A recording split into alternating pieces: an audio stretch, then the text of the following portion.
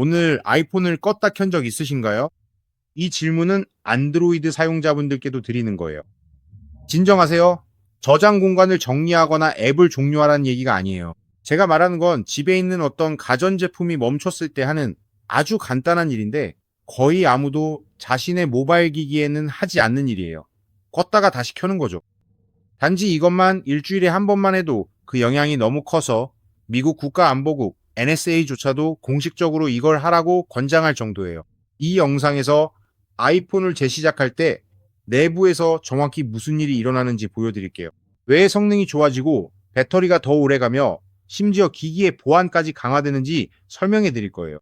그리고 마지막에는 3가지 다른 재시작 방법도 알려드릴게요. 그리고 대부분의 사람들이 존재조차 모르는 방법이 하나 있는데 이 방법은 아이폰이 멈췄을 때도 해결할 수 있어요. 가장 중요한 것부터 시작해 볼게요. 바로 램 메모리입니다. 당신의 아이폰에는 한정된 양의 램 메모리가 있습니다.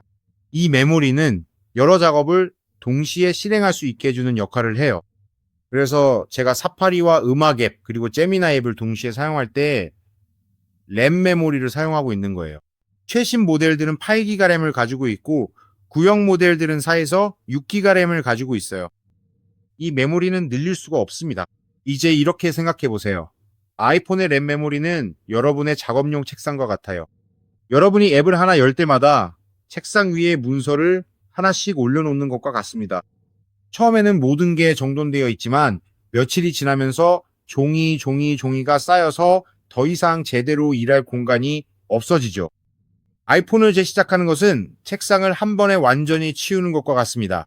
모든 백그라운드 프로세스가 종료되고 임시 파일들이 삭제되며 시스템이 다시 깨끗하게 시작됩니다. 그리고 잘못 만들어진 앱들은 우리가 메모리 누수라고 부르는 현상을 일으킬 수 있어요. 이런 앱들은 여러분이 사용하지 않을 때도 램을 계속 차지하고 돌려주지 않습니다. 그리고 이 문제를 앱을 삭제하지 않고 해결하는 유일한 방법은 재시작하는 거예요. 그리고 그 결과가 바로 성능입니다. 바로 체감할 수 있을 거예요. 앱이 더 빨리 열리고 수업 중에 끊김도 없고 카메라도 렉 없이 멀티태스킹도 멈추지 않습니다. 생각해보세요. 마지막으로 일부러 아이폰을 껐던 게 언제였나요? 인스타그램 하다가 실수로 배터리가 다 닳아서 꺼진 것 말고요. 정말 의도적으로 전원 버튼을 눌러서 끈 적을 말하는 거예요. 만약 기억이 안 난다면 당신만 그런 게 아닙니다. 대부분의 사용자들은 그런 적이 한 번도 없습니다. 그리고 이게 재밌는 점이에요. 만약 당신의 노트북이 30일 동안 재시작 없이 계속 켜져 있다면 이상하다고 생각하지 않으시겠어요? 하지만 항상 주머니에 넣고 다니면서 매 순간 사용하는 기기에 대해서는 사람들은 그게 당연하다고 생각합니다. 하지만 그게 끝이 아닙니다. 배터리 문제도 있습니다. 기기를 재시작하면 백그라운드에서 계속 돌아가던 모든 프로세스가 종료됩니다. 당신도 모르게 에너지를 소모하던 앱들이 완전히 멈춥니다. 버그로 인해 계속 활성화되어 있던 센서들도 리셋됩니다. 그리고 누군가가 근데 껐다 켜면 배터리가 더 닳잖아요 라고 말하기 전에요. 네, 부팅 과정에서 약간의 에너지가 소모되긴 하지만 우리는 불필요한 프로세스가 며칠 동안 백그라운드에서 돌아가는 것과 몇 초간의 소비를 비교하는 겁니다. 절대 재시작하지 않는 쪽이 이득이 되지 않습니다. 유일하게 계속 켜두는 것이 의미가 있는 상황은 밖에 있는데 배터리가 거의 없고 충전기도 없을 때입니다. 이럴 때는 시스템을 처음부터 다시 불러오기 위해 재시작이 CPU를 더 소모하게 됩니다. 그 외에는 걱정하지 말고 재시작하세요. 그리고 이제 제가 가장 흥미롭다고 생각하는 부분, 바로 보안에 대해 이야기할게요. 미국 국가안보국 NSA는 모바일 기기를 위한 공식 보안 권장사항 문서를 발표했습니다. 그리고 그 권장사항 중 하나는 명확합니다. 최소한 일주일에 한 번은 휴대폰을 재시작하라는 것입니다. 왜일까요? 왜냐하면 많은 종류의 악성 코드, 바이러스, 악의적인 코드들이 오직 램에만 저장되기 때문입니다. 이들은 시스템에 영구적으로 설치되지 않습니다. 그래서 재시작을 하면 이 메모리가 정리되고 악성 코드의 동작이 중단됩니다. 제로 클릭, 지로 클릭이라고 불리는 공격 유형이 있습니다. 이 공격은 해커가 당신이 아무것도 클릭하지 않아도 의심스러운 링크나 가짜 앱 없이도 단순히 기기를 침입하는 방식입니다.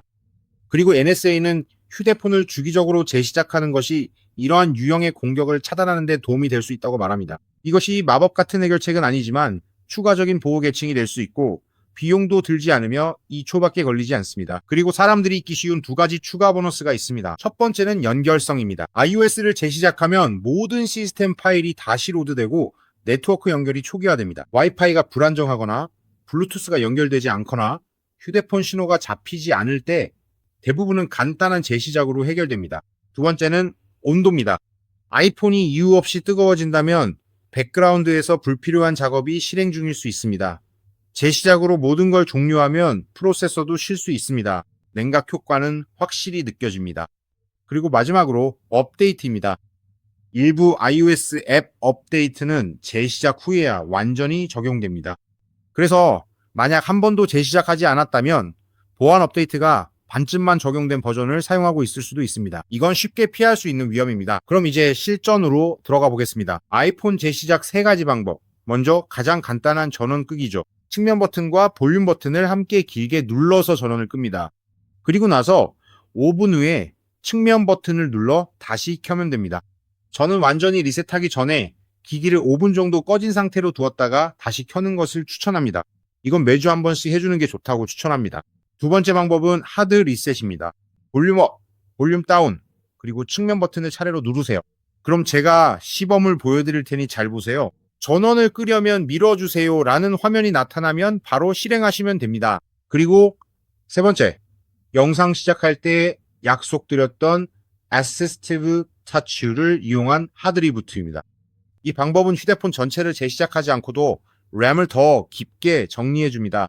Assistive Touch를 활성화하려면 설정에서 접근성으로 들어가서 터치를 클릭한 다음 Assistive Touch를 켜세요. Assistive Touch의 동그란 버튼이 화면에 나타난 것을 확인할 수 있습니다. 그럼 이제 무엇을 해야 할까요? 설정 메뉴 안에서 일반으로 들어가서 전원 끄기를 선택하세요. 이 화면에 도달하면 Assistive Touch 버튼을 누르고 홈 버튼을 클릭하면 됩니다. 화면이 완전히 달라지고 잠금 화면으로 돌아오는 것을 볼 수 있습니다. 이제 기기를 재시작하지 않아도 램이 깨끗하게 정리되었습니다. 저의 개인적인 추천은 일주일에 하루, 예를 들어 일요일 밤 자기 전에 아이폰을 끄고 몇 분 기다렸다가 다시 켜는 것입니다. 이걸 양치질처럼 습관으로 만들어 보세요. 이건 과장이 아니라 기본적인 관리입니다. 우리는 자동차 오일도 갈고 컴퓨터도 포맷하러 맡기지만 정작 우리가 가장 많이 쓰는 기기인 휴대폰은 한 번도 꺼본 적이 없죠. 이치에 맞는 말이에요. 이게 중요한 것들 중 하나입니다. 재시작한다고 해서 아무것도 지워지지 않습니다. 사진, 앱, 메시지 등 모든 것이 제자리에 있고 완전히 안전합니다. 저장하지 않은 앱 내의 내용만 잃을 수 있습니다. 이 영상이 도움이 됐다면 휴대폰을 한 번도 꺼본 적 없는 가족에게 보내주세요. 누구나 그런 사람이 한 명쯤은 있잖아요. 그리고 이렇게 간단해 보여도 일상에서 큰 차이를 만드는 팁을 더 받고 싶다면 채널 구독하고 알림 설정도 해주세요. 댓글로 마지막으로 일부러 아이폰을 꺼본 게 언제였는지 알려주세요. 그리고 여기까지 보셨다면 댓글에 재시작이라고 남겨주세요. 그래야 끝까지 시청하신 걸 알 수 있어요. 그럼 다음 영상에서 만나요.